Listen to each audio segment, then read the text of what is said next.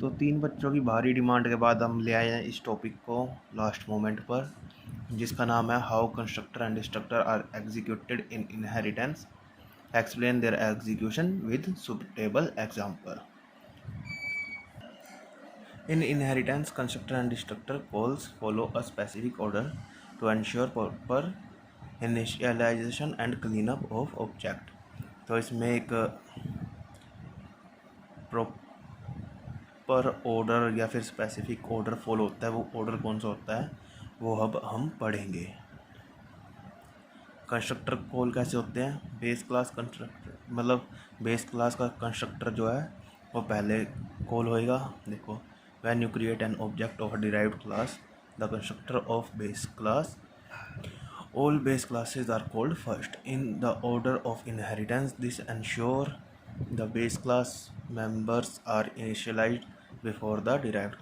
तो ये क्या कह रहा है कि जो कंस्ट्रक्टर होते हैं बेस क्लास के, वो कितनी, चाहे हमारे पास 2 बेस क्लास हो 3 हो, हर एक बेस क्लास का कंस्ट्रक्टर डिराइव्ड क्लास के कंस्ट्रक्टर से पहले कॉल होएगा। डिराइव्ड क्लास कंस्ट्रक्टर जो है वो अगर बेस क्लास का पहले कॉल हो रहा है तो ऑब्वियसली है उसके बाद ही होएगा। All after all base classes constructor are called the constructor of derived class is invoked। This allows the derived class to complete its initialization using potentially already initialized। मतलब जब तक हम बेस क्लास के कंस्ट्रक्टर को call कर रहे हैं तब तक डिराइव्ड क्लास जो है अपने फर्दर जो टास्क है उनको इनिशियलाइज कर लेगा। अब हम देखेंगे डिस्ट्रक्टर कैसे कॉल होंगे। तो जैसा हमने पढ़ा था कि बेस क्लास के कंस्ट्रक्टर पहले कॉल होते हैं और डिराइव्ड क्लास के बाद में, बट डिस्ट्रक्टर के केस में केसेस उल्टे हो जाते हैं। डिराइव्ड क्लास का जो डिस्ट्रक्टर है वो पहले डिस्ट्रॉय होएगा। When derived class object goes out of the scope और it is explicitly deleting using delete, the destructor of derived class is called first। This allows the derived class to clean up any resource specifically allocated।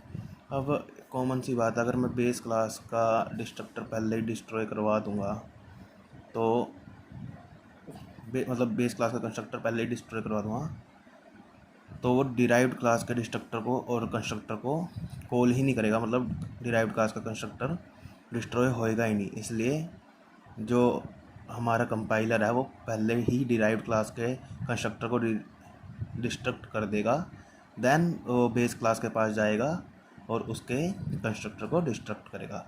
तो हमारे पास कैसी sequence बनी? पहले base class का constructor call होएगा, then derived class का constructor, then derived class का destructor, then base class का डिस्ट्रक्टर। तो इस सीक्वेंस में हमारे कंस्ट्रक्टर एंड डिस्ट्रक्टर कॉल्ड होंगे। तो इसका एक एग्जांपल देख लेते हैं हम। तो अब नेक्स्ट क्या है, देखो अब हमने ये एक प्रोग्राम क्रिएट किया हुआ है। इसमें पहले हमने एक बेस क्लास बनाई, उसी के नेम से कंस्ट्रक्टर कॉल करवाया, उसको डेफिनेशन प्रोवाइड करी।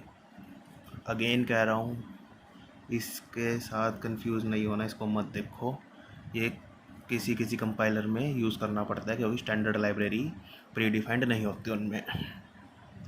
तो उसको डेफिनेशन दी, कंस्ट्रक्टर को डिस्ट्रक्टर को डेफिनेशन दी, देन जो डिराइव्ड क्लास है उसको बेस क्लास से इनहेरिट करवाया, उसी के नेम से कंस्ट्रक्टर बनाया, डिस्ट्रक्टर बनाया। अब इंट मेन में जा रहे हैं तो देखो क्या कर रहे हैं, डेफिनेशन दे रहे हैं उसको, एक बेस क्लास का एक ऑब्जेक्ट क्रिएट कर लिया, उसको क्या कर रहे हैं, डेफिनेशन दे रहे हैं, देन डिराइव्ड क्लास का एक ऑब्जेक्ट क्रिएट कर लिया। अब हमने ऑब्जेक्ट क्रिएट करवाने के बाद क्या किया, उन्हें कॉल करवा लिया, किससे, ऑब्जेक्ट से। अब जब हम इनको कॉल करवाएंगे तो ये कॉल कैसे होंगे, देखो पहले तो कॉल होएगा ये वाला, देन ये वाला, देन डिस्ट्रक्ट होएगा ये वाला, देन डिस्ट्रक्ट होएगा ये वाला। आउटपुट हम देख सकते हैं। मैंने उधर डेफिनेशन ली थी क्रिएटिंग अ बेस क्लास, उसने बेस क्लास कॉल करवा लिया। देन मैंने एक डेफिनेशन ली थी क्रिएटिंग अ डिराइव्ड क्लास, तो अब इसमें सवाल आता है, इसने बेस क्लास का कंस्ट्रक्टर फिर से क्यों कॉल कराया, क्योंकि हमने दो ऑब्जेक्ट बनाए थे, एक बेस क्लास का एक डिराइव्ड क्लास का।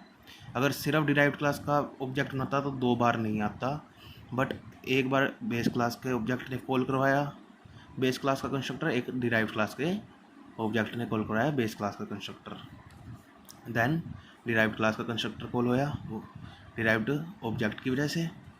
अब ये कंस्ट्रक्टर कॉल होया तो पहले डिस्ट्रक्ट होएगा, देन ये वाला कंस्ट्रक्टर डिस्ट्रॉय होया, देन ये वाला कंस्ट्रक्टर डिस्ट्रॉय होया। ये मैंने डेफिनेशन दी है इसकी। Firstly we call base constructor with help of object of base class, then again base constructor with the get call with the help of derived constructor with the help of derived class object. At last derived destructor called, then base destructor get called.